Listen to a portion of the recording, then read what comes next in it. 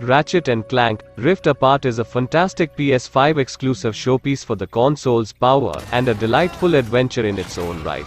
Ratchet & Clank Rift Apart is a 2021 third-person shooter platform game developed by Insomniac Games and published by Sony Interactive Entertainment for the PlayStation 5. It is the 16th installment in the Ratchet & Clank series, with the game serving as a follow-up to both 2013's Ratchet & Clank, Into the Nexus and 2016's Ratchet & Clank remake. Rift Apart was announced in June 2020 at the PlayStation 5 reveal event and was released on June 11, 2021. Upon release, the game received generally favorable reviews, with particular praise given to its visuals, combat and technical advancements. Ratchet & Clank Rift Apart is an intergalactic adventure from Insomniac Games that showcases what's possible for games designed around PS5's SSD and DualSense wireless controller. Players seamlessly travel through different dimensions in mid-gameplay. The DualSense wireless controller brings combat to life, with haptic feedback and the adaptive triggers adding powerful sensations that increase immersion in combat. Ratchet & Clank have been doing the whole saving the universe thing for quite some time, and their latest adventure, Rift Apart, amusingly acknowledges that right from the start. But the duo's age doesn't show at all thanks to an amazing outing, their first new one in nearly a decade, that is a gorgeous and expertly crafted example of what PS5 exclusives can look and play like. And even compared to great work building out a universe for Spider-Man, Rift Apart may be Insomniac's most emotionally resonant game yet. With more touching and clever writing that makes good on the promise of a multi-dimensional trip unlike anything the series has done before. Rift Apart makes old characters fresh and new additions so indelible it's hard to imagine the series without them. Even if Ratchet & Clank and Rivet would be a pretty long name. Whether you're new to swinging Ratchet's wrench or a veteran of the Dread Zone, Rift Apart's mix of third-person shooting and platforming is immediately easy to understand. Ratchet has always been a series about exploration and combat, and thanks to the deep free stability of the 30 FPS Fidelity mode, the latter in particular has never felt so good. Rift Apart also gives Pixar a run for its money in its ability to tell an emotional story while also maintaining its excellent comedy. While it's the funniest game I've played in some time, the writing strikes just the right balance between that comedy and the heartfelt, the silly and the sincere. Additionally, it's not obsessed with referencing past games to the point of alienating newcomers. I can only speculate here due to my own familiarity with the series, but I'd bet that Rift Apart's best moments will land regardless of your experience with the pair's previous adventures, especially thanks to the multiverse concept that allows the developers to introduce new takes on familiar characters. The exploration of the multiverse that we see the debut of Rivet, a playable parallel of Ratchet who proves to be one of Insomniac's best written characters ever, and yet another memorable performance from voice acting veteran Jennifer Hale, known for female Commander Shepard, among many others. A resistance fighter against Emperor Nefarious in her previously unseen own universe, Rivet is a strong-willed do-gooder, and you can certainly see the shades of Ratchet in her characterization. But Rivet isn't just a gender swap. She's a distinctive personality all her own, with unique wants and hopes, including trust issues that come from years of fighting without a parallel Clank by her side. Where her story goes and how it's intertwined with Ratchet & Clank's quickly makes her a vital part of this series' DNA. While it's a little disappointing that Rivet doesn't get her own set of moves, it at least means you don't have to worry about upgrading and equipping the two protagonists independently when you land on a new planet and are automatically switched from one to the other. Rift Apart includes the series' first ever photo mode, and after Insomniac's great work with this option in the Spider-Man games, it's an excellent addition, especially given how beautiful these worlds are. I actually didn't spend a ton of time with it during my initial playthrough, but that was largely because I knew if I did I may never get around to actually playing. Rift Apart offers beautiful photo op after beautiful photo op, and the customization options, including changing out armor pieces, adding in light sources, and other standard features, makes it one of the most robust photo modes out there. The art direction at large allows the impressive level of detail to remain surprising throughout, thanks to the variety of worlds you'll explore. Yes, some interiors will share similar metallic, futuristic vibes, and gameplay-relevant surfaces like spots for your gravity boots to stick to will repeat so that they're instantly recognizable no matter where you go. But every world has its own visual identity that's a treat to discover, offering different tones, geography, and ensembles of memorable characters. Moment-to-moment gameplay also has new nuances for returning fans to explore. Ratchet and Rivet's movement has been fine-tuned since the 2016 reboot on PS4, and simple additions like a beautifully animated dash move and wallrunning make a world of difference. It not only allows for trickier and more intricate platforming sections and more varied collectible placement, but it brings new nuance to combat as well. The dodge ability allows the Lombaxes to phase through incoming attacks, and timing a dash just right to get in close and deal big damage is a consistent new thrill. Ratchet can do melee damage with his wrench and Rivet with her hammer, but in Rift Apart I've used his standard weapon a lot less frequently than I did in previous games thanks to the increased scale of battles.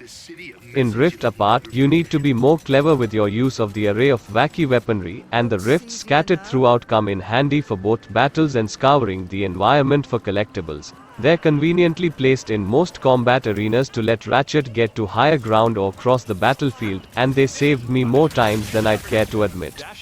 It's certainly reminiscent of jumping through a portal in, well, Portal, but the on-screen effect of the new location hurtling toward you coupled with the DualSense's haptics gives the mechanic its own distinct flair, while adding much more tactical variety to combat than the series has ever seen. It's never not cool to leap across the battlefield and leave enemies confused in your wake or surprised by your sudden appearance as you gain a momentary upper hand.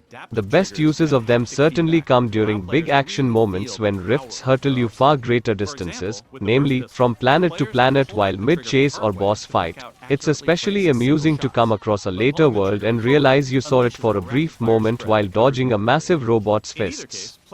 And Rift Apart's great arsenal of weapons let you make the most of those opportunities, even though I miss some of my old series favorites like the Sheepinator and Groovatron. I have to give Rift Apart credit for some instant classics. The Topiary Sprinkler, for instance, transforms enemies into whackable weeds, and the Ricochet shoots a pinball-like pellet at enemies that, properly timed, can deal more damage on subsequent hits.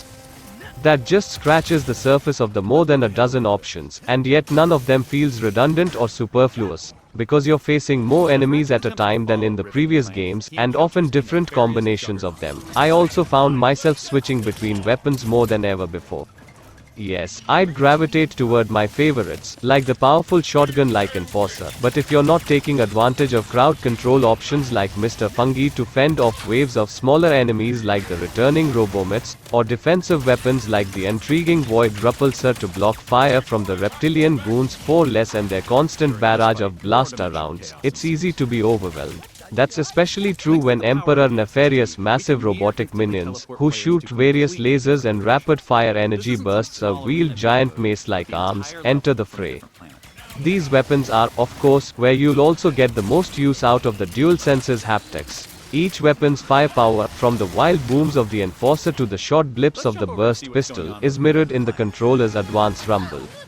One of the most fun and frequent effects, though, is passing through a rift. As I threw out the rift tether to pull myself through space, the sensation of the rift coming closer to and then surrounding me was always neat in the midst of a battle's chaos. The use of the adaptive triggers is a little disappointing. In the PS5's first 6 months, alt-fire for weapons being the difference between a half and full pull has been just about the only real use for them in a combat-heavy experience like this. Naturally, Rift Apart isn't all combat, as any action platformer worth its bolts, coins, studs, rings, etc. will find ways to vary up gameplay. However, some of these segments were the only parts of the campaign where I felt the momentum was lost. For instance, there are occasional bits where Ratchet or Rivet have to hitch a ride on a speedy space slug to avoid poisonous waters. It's amusing the first time or two, but never really becomes anything more than getting from point A to point B. An aerial combat on the back of an intergalactic pterodactyl sounds awesome, but it occurs only once and is fairly rudimentary. Neither idea is bad, per se, and they're only meant to be momentary diversions, but they stand out from the rest of the campaign because they don't quite match the ingenuity of nearly every other style of gameplay. To be fair, there are many other twists that fare much better. Clank has several physics puzzle sections that require you to use the right combination of power orbs to move a series of ethereal clanks along a pathway and fix interdimensional anomalies, None are particularly difficult to solve, but they quickly and consistently make me feel clever as I find the right path along which to speed up, way down, or lift up all these Clank copies as he waxes philosophic with another character about the journey and his emotional state so far. There's also a series of optional pocket dimensions hidden throughout Rift Apart's worlds which offer clever platforming challenges that will test your timing like little else, and a new battle arena where you can earn some extra upgrades in between story missions. Most of these battles have some amusing twists, too, like limiting you to a specific weapon or introducing a massive column of spinning blades that's constantly chasing you as you take on other foes. But one of my favorite additions is the introduction of Glitch, a spider-like robot whom Ratchet calls on to battle computer viruses, depicted as literal viral blobs and monsters infecting a number of technological pathways. These behind-the-back, third-person shooting sequences are relatively simple and become a bit rote by the end, since you're limited to either a quick burst fire or a series of more powerful rockets, but I looked forward to every Glitch sequence because of just how damn endearing their personality is. Glitch is neurotically self-aware, anxious, and wary of taking on bad guys, but their journey of self-discovery and finding the confidence to be a valuable team member, nudged along by Ratchet's encouragement, is positively charming. Rift Apart also includes a set of collectible armor sets that come in 3 parts, which can be mixed and matched on either Ratchet or Rivet. But more importantly, regardless of whether you ever wear one, which I didn't for my initial playthrough because I love the base character designs so much, collecting these sets will earn you some welcome stat buffs, like more damage against specific sets of enemies. Gold bolts are also littered throughout the lands, and each one offers its own set of bonuses, including new photo mode options, weapon cosmetic options, and more. Attaching those rewards to them makes collecting the bolts much more engaging to collect along the journey, rather than just for post-game cleanup. Ratchet & Clank is a culmination of everything Insomniac has done with the series over the past 14 years. It takes the characters that we fell in love with long ago, and sets them off on their most gorgeous quest yet. The deep and rewarding weapon system, beautiful and varied worlds, and charming as heck story make it an adventure that anyone with a PlayStation 4 should strap in for. Marty Sliwa, April 11, 2016. The stunning graphics and excellent storytelling of that campaign are backed by Mark Mothersbaugher's great score. It sounds like a cousin of his fantastic Thor Ragnarok work, mixing familiar franchise themes with new orchestral takes and a series of synth-laden pieces that would have pleased Jeff Goldblum's Grandmaster. It matches the bombastic action when needed to, but some of my favorite tracks come amidst quieter character or exploration moments. I need it on vinyl, stat. The score never drowns out the bashing, shooting, and quipping that are core to Ratchet's gameplay, though. And while it all sounds fantastic on a home speaker system, this is yet another PS5 exclusive for which you'll want 3D-enabled headphones to get the full effect. Walking through Nefarious City, the chatter of passing bots and vehicles can be heard as they go whooshing by, while mid-combat you get a better sense of where every foe and friendly assistant is when you can't see them. The only truly disappointing aspect is that the 3D audio doesn't factor into gameplay more often, as the engaging setup led me to expect. There's a brief mission in Nefarious City that requires you to listen for the thumping beats of Club Nefarious to find your way through the city, and it worked so much better with headphones on. That cool example of integrating audio into gameplay made me want more. Ratchet & Clank Rift Apart is a stunner. It not only gives the latest generation of consoles a game that looks as beautiful as the improved tech promised, but it's also a fantastic experience to play. Insomniac has been around the Ratchet & Clank block plenty of times before, but Rivet and other new characters add so much charm, wit, and heart to a franchise I've loved for most of my life. That's coupled with series' best action platforming gameplay and incredible art and sound design across the board. Rift Apart may not be the biggest adventure around, but its big heart, wild weapons, and incredible detail easily make it one of the most memorable of the year so far. And giving more people access to playing our games is always important to us. As such, Rift Apart will offer a slew of accessibility options.